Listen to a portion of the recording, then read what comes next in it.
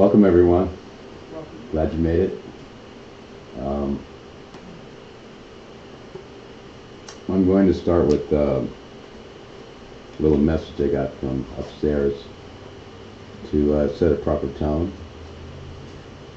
because the nature of the opportunity that is presenting itself to us is quite profound and powerful. Many of you may be feeling the intensity level of it increasing. Anyone raising their hands here? Yeah, few people. Okay.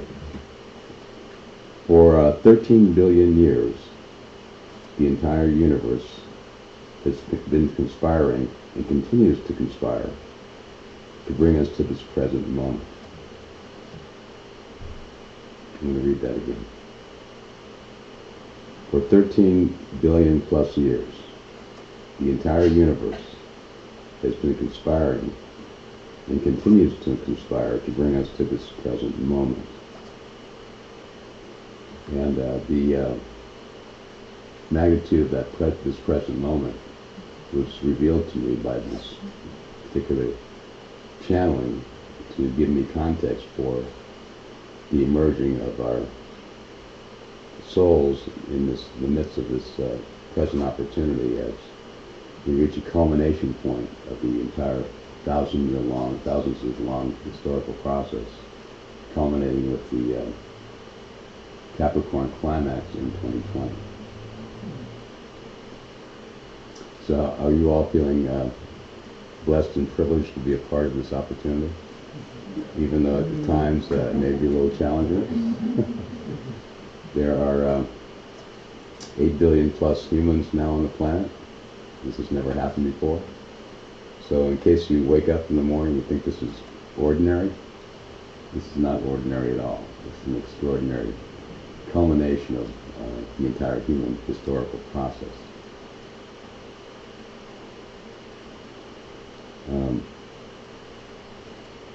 Because of the very personal nature of this particular challenge or opportunity, with Mercury and Venus having entered Scorpio, I'd like to ask you all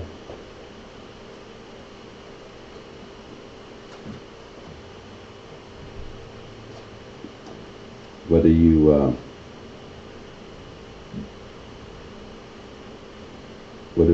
it's important to you to be loved, recognized, and understood. Anyone? Okay. There's a little bit of a heyoka in that question, because in that state of being, when your sense of well-being is dependent upon that, being loved, recognized, or understood, you're still at effect of the behavior of other people around you.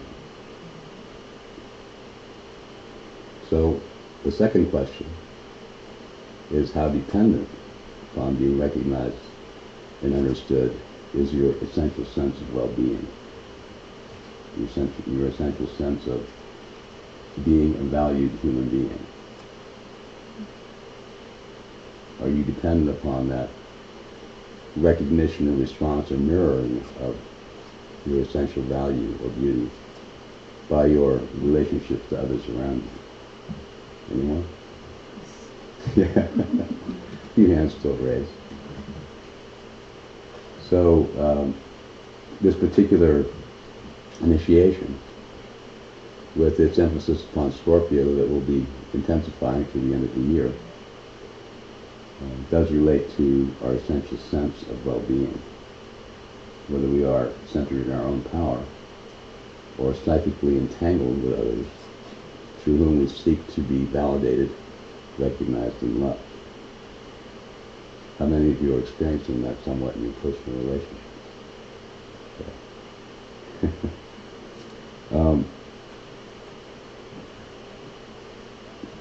So I'd like to talk about the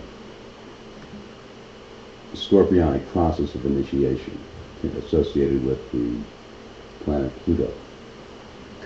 Anyone have Scorpio emphasized in their charts? So you've been living it, you understood what it means to be driven to your core. Scorpio is a natural consequence of the sign of Libra, of forming neuro-self relationship to another. And then the alchemical process of transformation that occurs in Scorpio drives us to the core of our being, where we lose the boundary of self and become aware of the immortal aspect of our own nature. Scorpio by nature is associated with the activation of the Kundalini. Anyone not familiar with what the Kundalini is? Once the Kundalini is activated, then there's an awakening process that occurs that increases your connection to more advanced states of being. And for those who are unprepared, it can have the consequence of deep psychic entanglement with the Kundalini activator, many times the high priest or priestess, who activates our Kundalini with a tremendous surge of energy that we then associate with the shaman or priestess or priest who's activates our Kundalini. So whenever you're dealing with scorpionic energy, you're dealing with an increase in power. You're seeking personal power, to be personally empowered to ride the dragon, the Kundalini rising. Kundalini can rise quite suddenly or unexpectedly through shocking events. That's why Scorpio is associated with the life and death process. Whenever we are challenged by this mortal world, the mortal matrix, it can be translated into our personal experience of being shocked awake, of really then having to dive deep into the core of our being to make contact with the immortal soul. In the evolutionary school of astrology, Pluto is associated with the soul. So that is actually the gateway to the soul. The initial stages of the scorpionic process can be experienced as a tremendous pressure that's building in your life, in the 3D matrix. This 3D matrix is a living being. It's got a consciousness all of its own. It's what I call the realm of mortality. It's defined by the life and death process. It's in horizontal alignment. Whereas when you go vertical, you connect with the immortal soul, the higher aspects of your being that are connected to your true state of being, your true nature. If you want to know who you are, connect vertically and deepen your connection to the immortal soul. The pressure of the mortal world, Plutonian processes, then drive you deep into the core of your being and make contact with the essential self, the immortal soul. So anyone who has Scorpio emphasized in your chart may have gone through what I call an existential crisis, where the world around you seems to collapse. And there's a tremendous pressure that drives you to the core.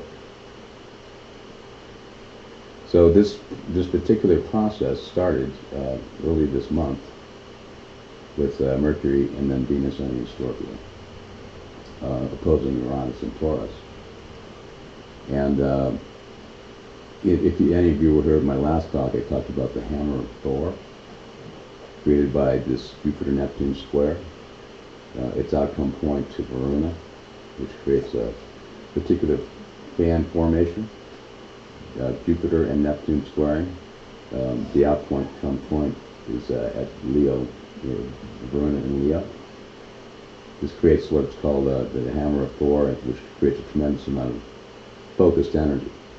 And then Uranus and Taurus, and the Sun and Moon, and these Scorpio planets now, especially on the new moon on the 27th, will create a wing pattern. So if you can picture this is the tail of the eagle. It's like called the eagle formation. And then the Uranus in Taurus, approaching the new moon in Scorpio, creates the wings of the eagle. And then the head of the eagle is focused through the Luna in Leo. This is a very unusual and powerful transforming pattern that requires, like the eagle, focused action. The wings, the tail of the eagle, Jupiter, Neptune square in their own signs, is the steering mechanism of the eagle. It allows the eagle to hit its target. This Jupiter-Neptune square has been evolving over the last 9 years and are finding a path through which we can achieve ecstatic consciousness and understand the nature of ecstatic consciousness, through which when we are connected, Neptune being the gateway to the heavenly worlds, to the heavenly aspect of our own nature, our immortal soul. So to the degree to which you have established a path through which you have consistently gained access to your true immortal nature and the ecstatic nature of consciousness, that is the steering, the tail of the eagle that will allow it to hit its mark. Now the Uranus in Taurus opposite this new moon in Scorpio on the 27th are the wings of the eagle. That's what gives us this power to fly. And it's also where all the action is occurring in order to keep it aloft. So the Uranus in Taurus, Scorpio, opposite the new moon in Scorpio axis, is about the domain of personal relationship, our relationship to life and death processes, and the way in which we form alliances through which our Kundalini is activated, and we are then given the opportunity to achieve personal empowerment.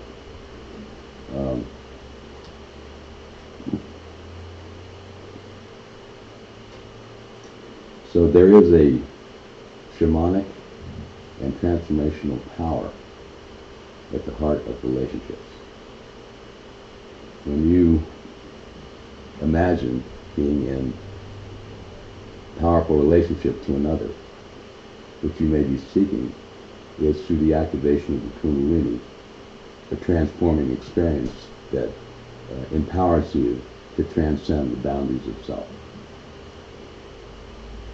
So, you listen to all these songs about love and falling in love. They talk about losing themselves in it, and I'll die for you. And the initial phase of that is you completely lose yourself in the intensity of the experience.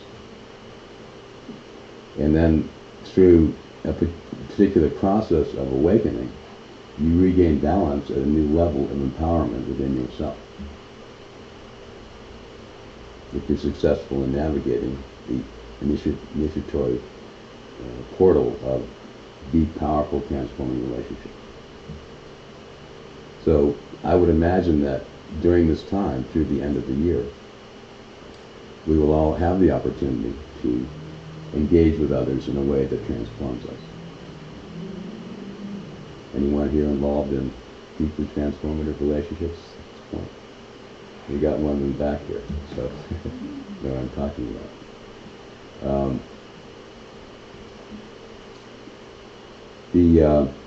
At the heart of the scorpionic process is the formation of what I call the diamond body. The diamond body is the body that's formed over each incarnation, and the wisdom gained that then deepens and empowers the immortal soul with great wisdom. How are diamonds formed? Tremendous pressure. I mentioned earlier the Teutonian process, the pressure you feel. That's the pressure required, the mortal world gifting you to form the diamond body. And it's through the pressure of the mortal world and its medicine that our diamond body is actually perfected. So if any of you are feeling this tremendous pressure, that's a scorpionic process. It's also connected with volcanoes. Before a volcano can successfully erupt, it meets a barrier, and the pressure builds.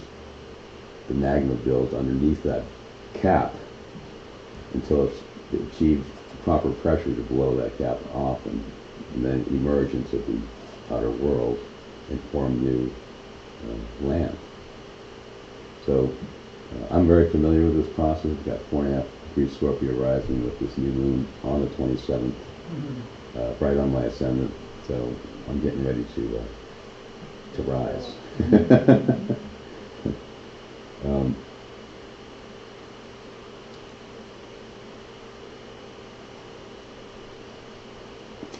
On the mundane level, because we are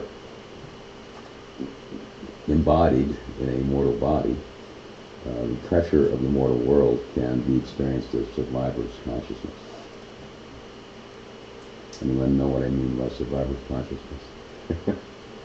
Where the pressure of the mortal world is so intense that your integrities, let's put it this way, your integrities call into question in the choices you make. Particularly with Venus and Scorpio, related to the feminine ray, this can be experienced particularly by women in this room as staying in relationships for the purpose of protection and survival that compromise your essential sense of well-being and your integrity.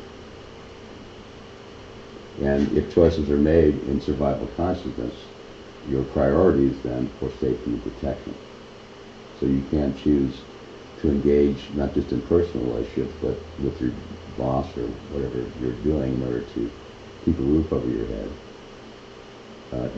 in a way that compromises your integrity.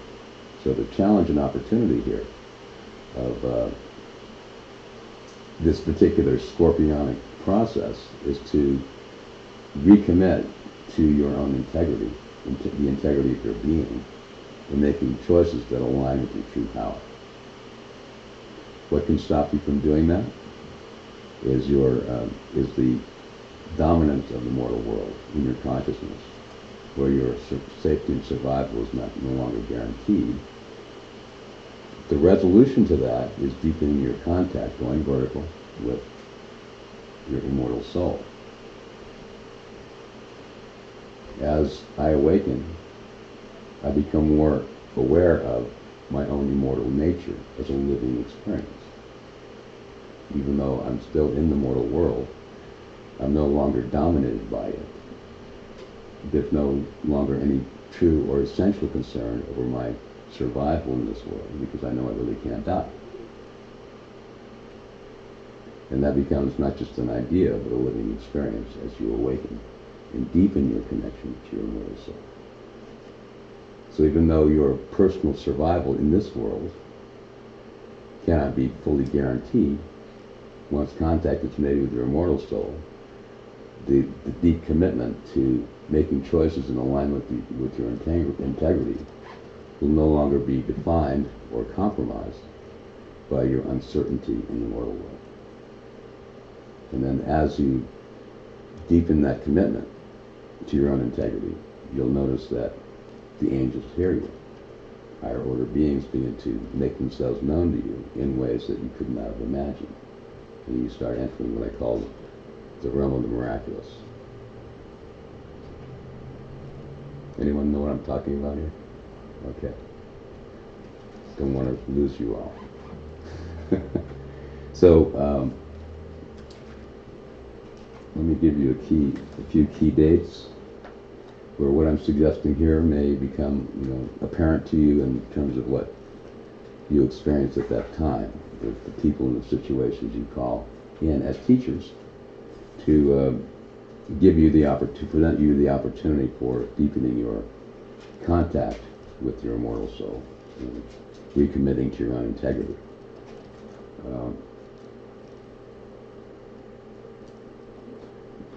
The new moon that I mentioned will occur on October 27th. That's a week from tomorrow at 8:38 p.m. Pacific time. And Mars will be squaring Saturn on that same day in the morning.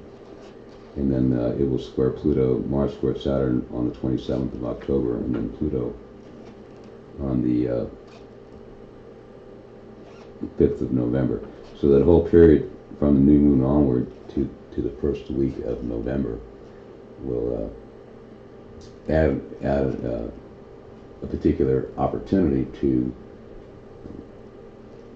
form a right relationship to others that really who stand in integrity with us in terms of our standing in the world. We're dealing with Saturn. If we're dealing with Saturn and Pluto and Capricorn, we're dealing with taking our place as a person of power, who is recognized and respected by the community around us.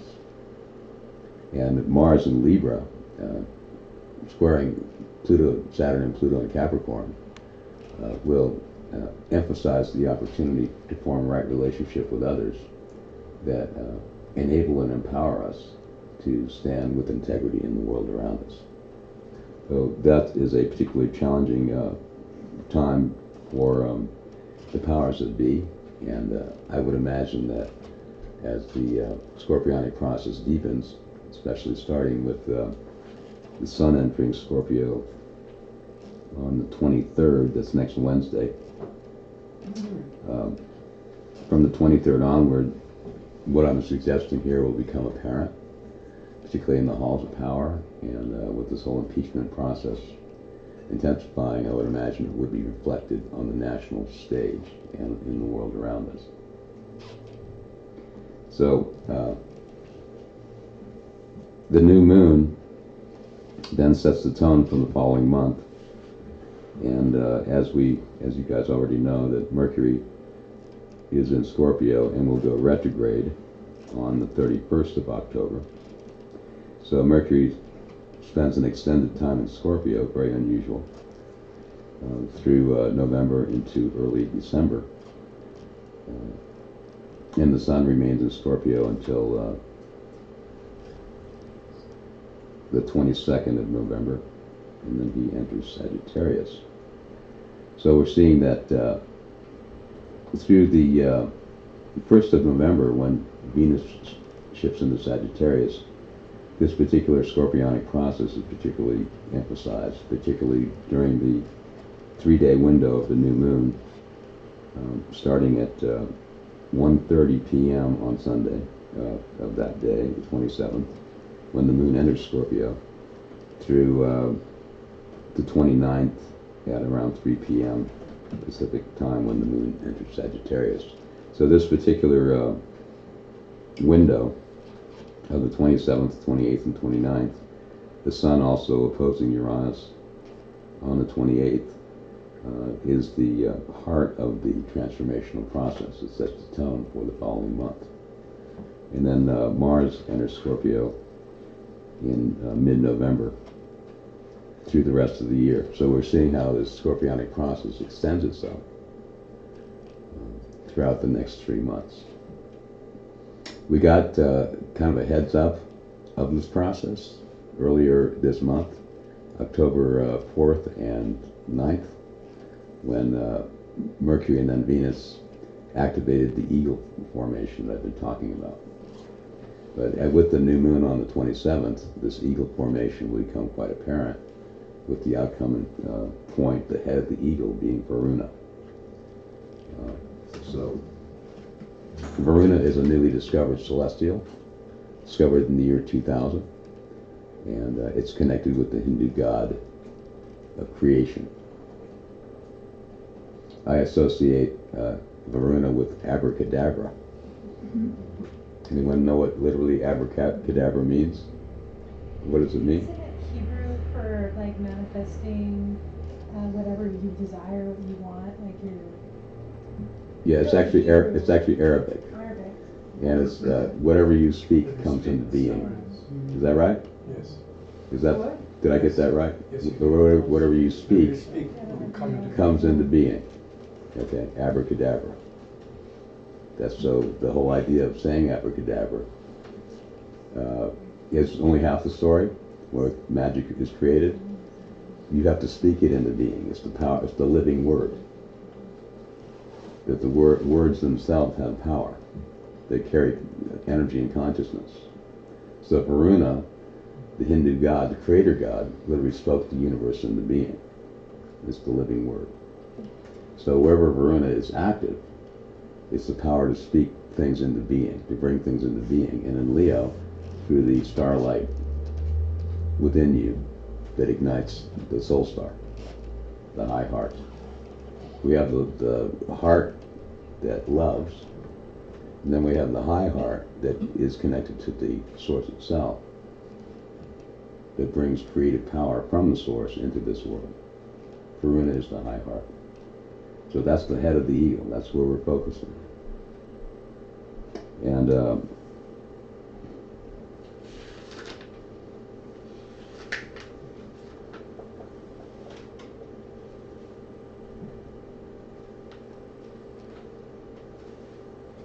yeah, Varuna in Leo is a living example of the beauty and power of the starlight within, a shining one. And because it's the opposite to the midpoint between Jupiter and Neptune square, in Aquarius, it's the willingness and courage and confidence to stand out from the community, to be a shining one. And through the experience of that, the brilliance of your own being, then actually activating or awakening the entire community network that you're connected with. So each one of us may be challenged, because it is involving two squares, sesquiquads, and semisquares, to show up big time and shine our light brilliantly. Even though the kundalini or shadow dance of others may misinterpret completely the brilliance of your own being, it's still your opportunity to show up anyway and let your light shine. So Leo is the process through which you build in your confidence in that starlight. That's why it's connected with acting, falling in love. What happens when you fall in love? When someone falls in love with you, you become the star of their universe. And on the human level, it builds confidence in the starlight of your being. Well, if this person loves me that much, I must be pretty brilliant. That's Leo. But they can, at the lesser stage, become dependent upon the worship or applause of others. But at the more advanced stage, Leo just recognizes its own star power and shows up and gives a great performance. So I'm highlighting particular dates, and then Mars. These are all warm-up periods for Mars entering Scorpio in mid-November. See, November 18th. And then Mercury goes direct on the 20th of November. And Mars conjuncts the new moon, the Scorpionic new moon at 4 degrees of Scorpio on the 25th of November, right before the new moon in Sagittarius. So with the Venus entering Sagittarius on November 1st, we're going to have somewhat of an uplift, because Jupiter rules Sagittarius, and so she will be picking up on Jupiter in Sagittarius' energy.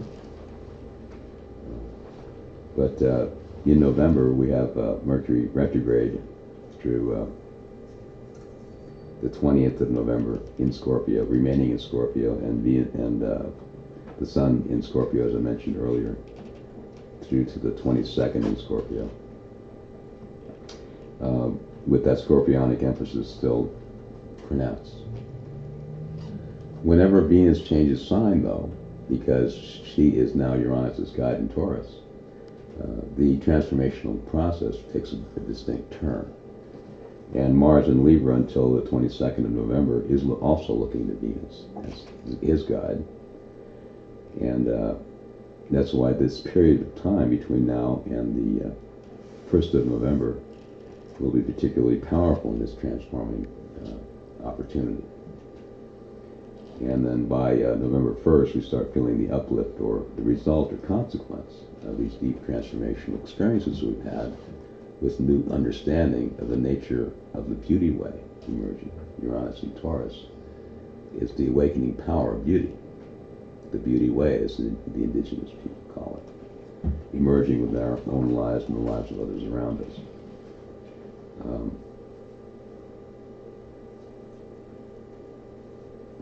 So, with Mars entering Scorpio on the 18th of November, and then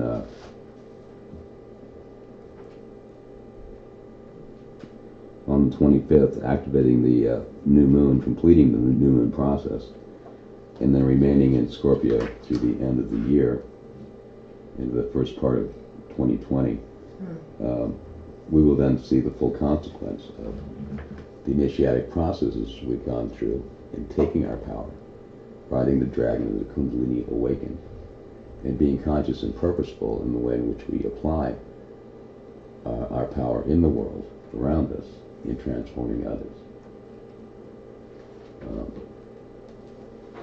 And that will be the opportunity with Mars and Scorpio, the lower octave ruler of Scorpio, to be a shining example, a shining one in the right use of that power to influence and transform others. So, any questions at this point? Comments? Go ahead. Go ahead. I've gotten you all speechless. Iron? Go ahead. Isn't iron, helpful for some people? With that, it's one of the Scorpio traits. It's like working with metal. Iron. Yeah, I'm not really familiar with that, the medicine level of, but Mars is associated with iron, yeah. Mm-hmm. Anyone else? Yeah. Go ahead. Which one? You. Okay. I was Lily. wondering, you were talking about the square between Jupiter and Neptune, Mm-hmm. and that the halfway point is in Leo. Why isn't the halfway The halfway point's in Aquarius. in Aquarius? Yeah. Right? So the opposite to that midpoint, in the center of the tail of the eagle, would be the midpoint. You have Jupiter and Neptune Yeah, got it. squaring, which are the tail. Right. They meet at the midpoint of the tail in Aquarius. Okay, And then the head of the eagle would be Got it. exactly opposite, I got it. Leo, the 2 degrees Leo. Yeah. Go ahead. It's on the same question of that. So just to get an idea of the legal space of the chart, which house would Leo be in, just based on this? Well, that depends on your chart. Like Yeah. in this local space of that, of this event, like of the actual honorary hour of that, of these times, like where would it be in this chart? In the chart of the new moon, Yeah, chart of the new moon.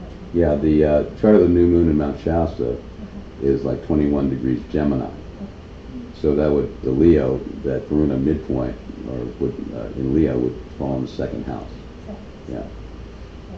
And Jupiter is almost exactly conjunct the descendant. So I would imagine that a lot of people will be coming here from other places in the world to either teach or be taught, to share their wisdom here.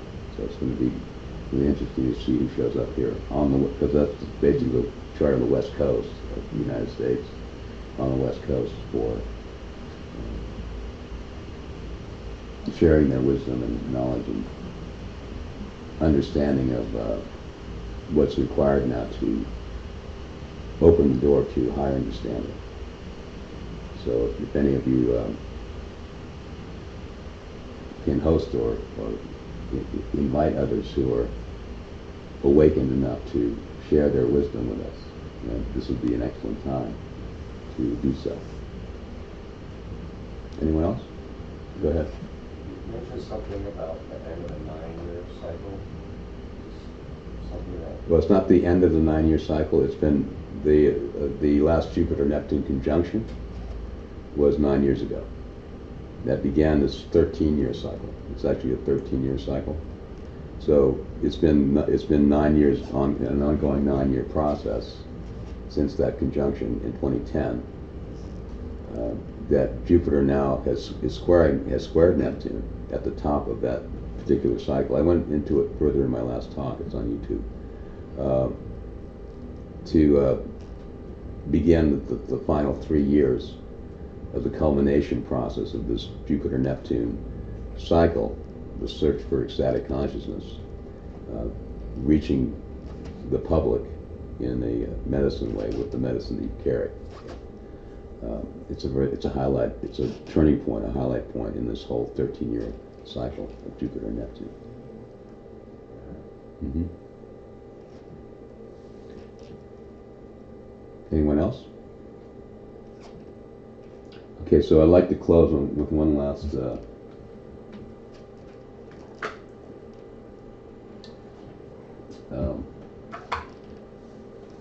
suggestion here. When the Kundalini is activated, the shadow elements of our nature can be activated as well. And that's what I call shadow dancing. Anyone familiar with that term? Okay. Because there's a purging aspect to the Kundalini rising. And when the Kundalini rises, it intensifies everything. So if there are shadow elements or unresolved elements in your own psyche that have not been understood or probed or cleared, it will intensify those shadow elements. So when you're engaging with someone who is a Kundalini activator, they can then be experienced as the enemy. You can project your shadow onto them. So anyone who has Scorpio emphasized in their chart knows this process really well.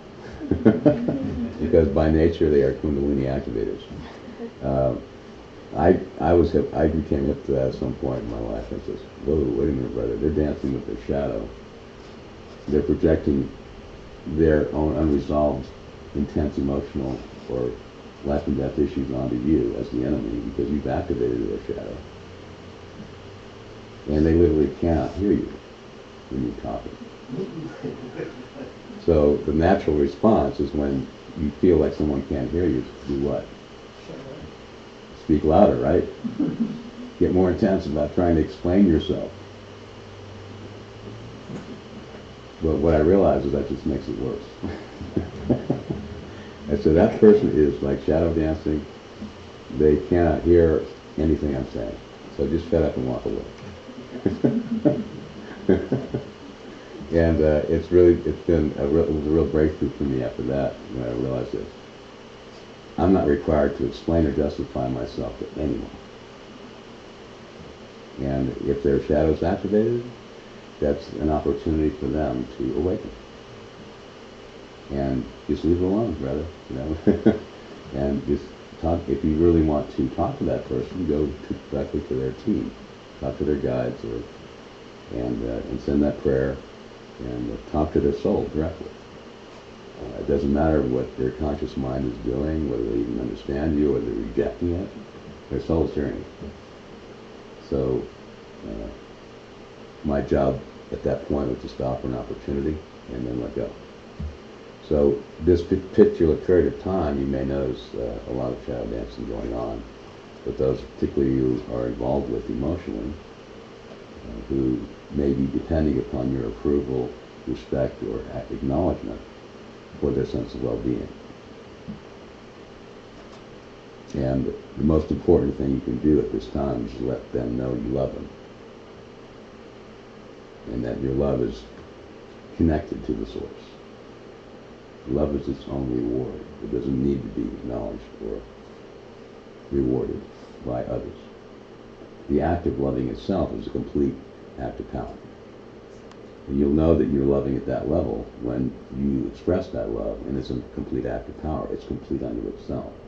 It's not dependent upon the person's you love's response to you, because love is its own reward. So this is an opportunity for each one of us to clarify,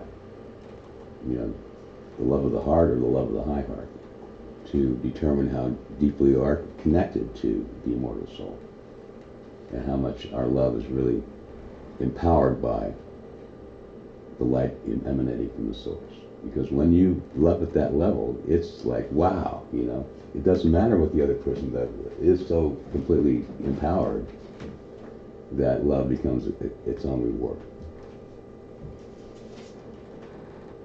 So with that, unless there are any other questions, we'll close for the evening. Any other questions? Comments? Okay, we're done. Thank you.